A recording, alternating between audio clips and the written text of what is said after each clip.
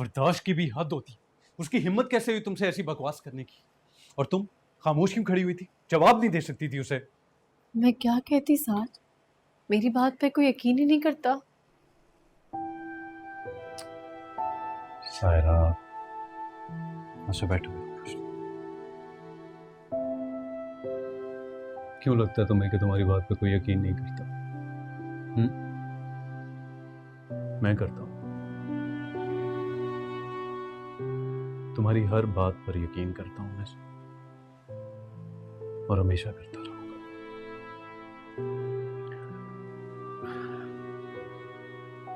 मैं हूं ना तुम्हारे साथ, तो फिर तुम्हें डरने की जरूरत नहीं है। और आज के बाद अगर किसी ने भी तुमसे ऐसी बात करने की जरूरत की ना ज़ाहिरा, तो पलट कर 2 जवाब देना।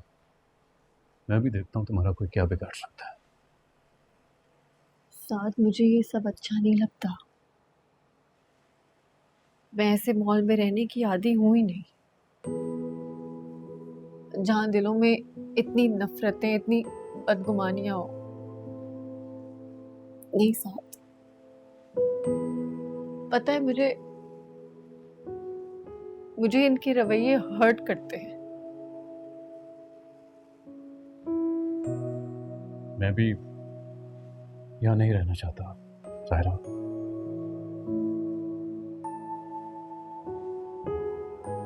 हमें अपना बंदोबस्त कहीं और करना पड़ेगा। हमारा यहाँ पर अब गुजारा मुमकिन नहीं है। मैं अपने ऑफिस में एडवांस की बात करता हूँ। जैसे ही कुछ पैसों का बंदोबस्त होता है, हम किराए पे घर ले लेंगे। दिलों में बदगुमानियां रख के साथ रहने से बेहतर है कि बंदा दूर ही रहे।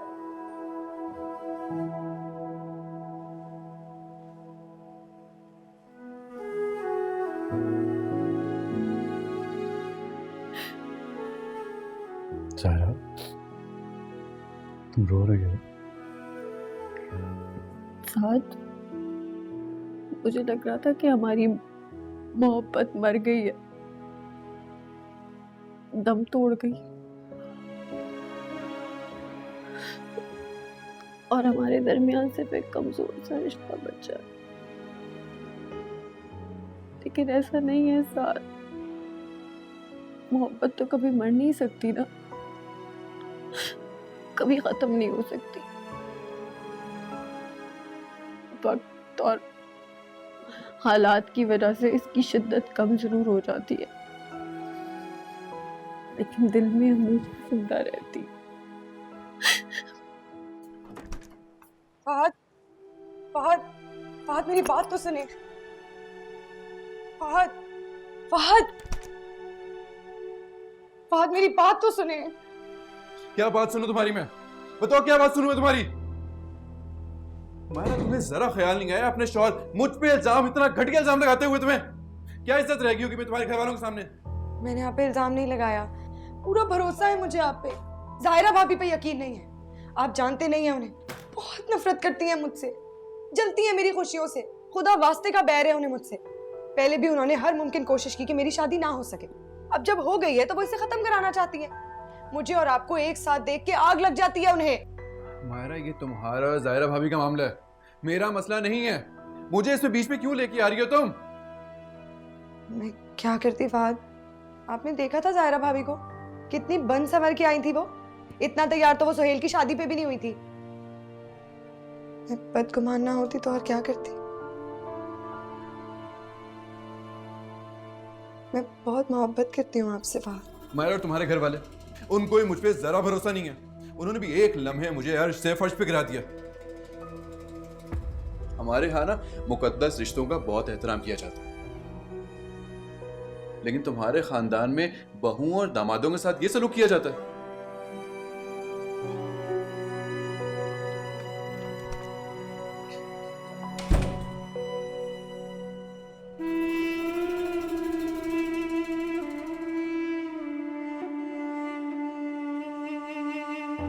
अरे और करो हमदर्दियां, और फिरो खाला के आगे पीछे। देख लिया ना अंजाम। 2 टके का करके रख दिया उन्होंने हमें। मुझे समझ नहीं आता उस लड़की में है क्या, साथ को उसके अलावा कुछ नजर ही नहीं आता। क्या हो गया है? पागल हो गई हो तुम क्या? हो गई हो पागल, तंग आ गई हूँ मैं, मुझे कुछ समझ नहीं आ रहा। कितना सब्र करूँ अम्मी, कितना सब्र करूँ, कितना इंतजार करूँ। कभी लगता है साद और मेरे दरमियान बस थोड़ा सा फासला रह गया है, और कभी वो इतना दूर चला जाता है। देखो बहुत कर लिया तुमने साथ के नाम का मातम, अब नाम ना सुनूं मैं इस घर में साथ का। साथ साथ साथ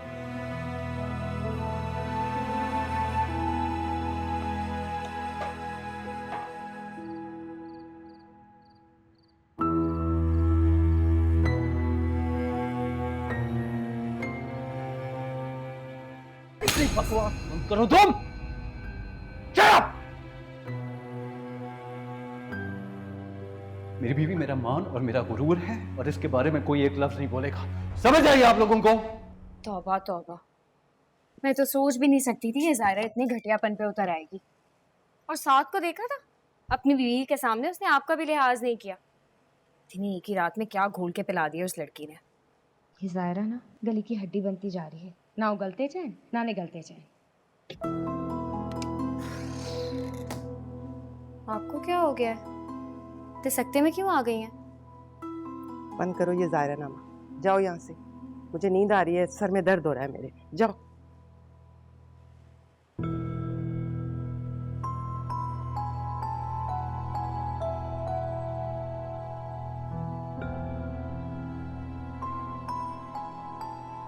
सायरा भाभी भी हद करती हैं। इतनी बड़ी बात उन्होंने बर्दाश्त कर ली। मैं होती ना साद भाई की जगह, तो जो थप्पड़ उन्होंने लगाया वो मैं लगाती। भाभी ऐसी नहीं है, बहुत नरम और धीमे मिजाज की है। ऐसे लोग बड़ा नुकसान उठाते हैं अपनी जिंदगी में। मायरा जैसे लोग उनको कुचल के आगे बढ़ जाते हैं। हाँ सही कह रही हो तुम, मायरा ने बहुत ज्यादती की है आज। वैसे तुम्हारी अम्मी ने भी कम ज्यादती नहीं की। अम्मी को तो कोई और ही मसला है भाभी से। क्या मसला है? लंबी बात है, छोड़ो, कभी फिर बताऊंगा।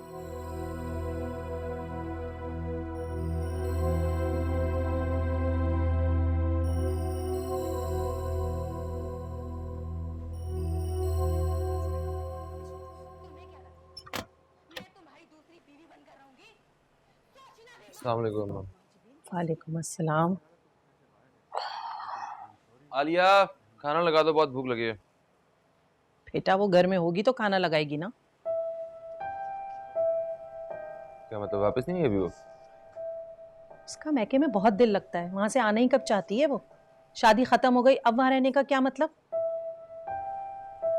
तुम बैठो, मैं तुम्हारे लिए खाना लगाती हूँ। मैं फोन करता हूँ उसे। किया तो था फोन, कौन सा आ गई जो अब आ जाएगी।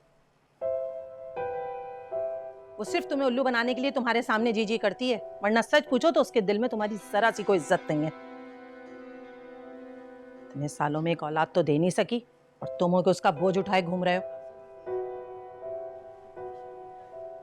कब से समझा रही हूँ बेटा, दूसरी शादी कर लो दूसरी शादी, लेकिन तुम हो के समझने को तैयार नहीं हो। अम्मा, इस बात की क्या गारंटी है कि दूसरी शादी से औलाद हो जाएगी? तो इसकी क्या गारंटी है कि नहीं होगी।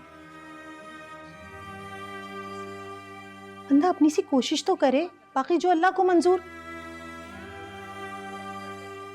बेटा माँ हूं तुम्हारी, तुम्हारे लिए परेशान होती हूँ। औलाद हो जाएगी ना तो तुम्हारे बुढ़ापे का सहारा बनेगी, नस्ल आगे बढ़ेगी। पता नहीं तुम्हें मेरी बात ही समझ नहीं आती है।